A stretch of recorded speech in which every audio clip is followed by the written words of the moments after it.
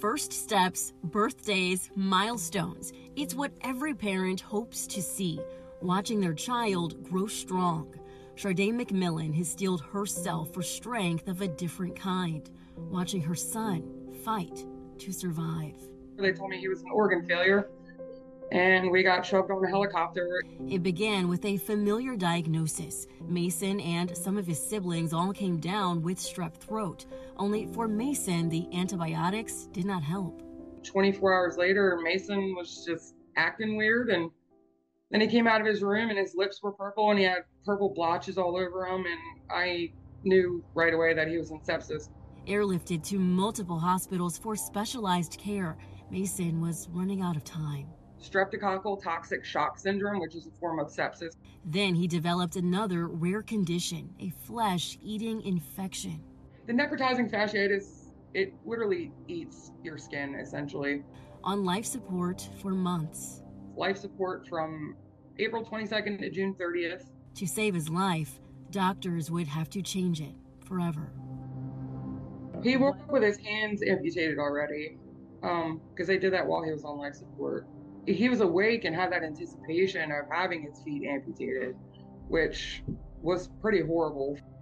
Mason was eventually transported here to the burn unit at Akron Children's Hospital with wounds covering up to 50% of his body and a long road to recovery ahead.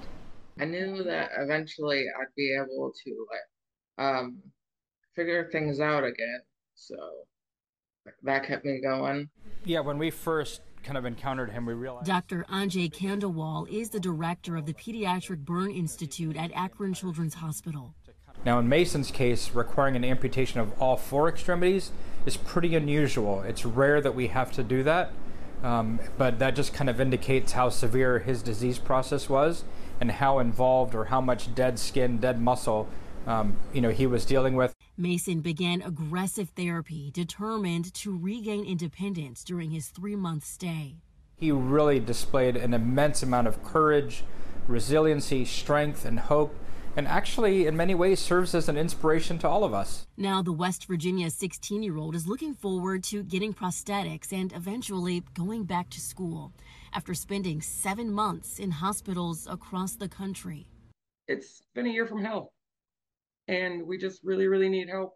Mason's family is working to alert all parents about strep throat and the complications that in rare cases can follow.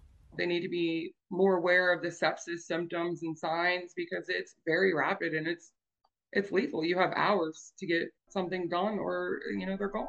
A mother's intuition, she says, saved her son.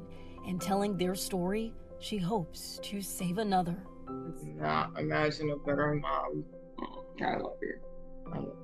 She definitely helped me get through this. Maya Belai, Fox 8 News.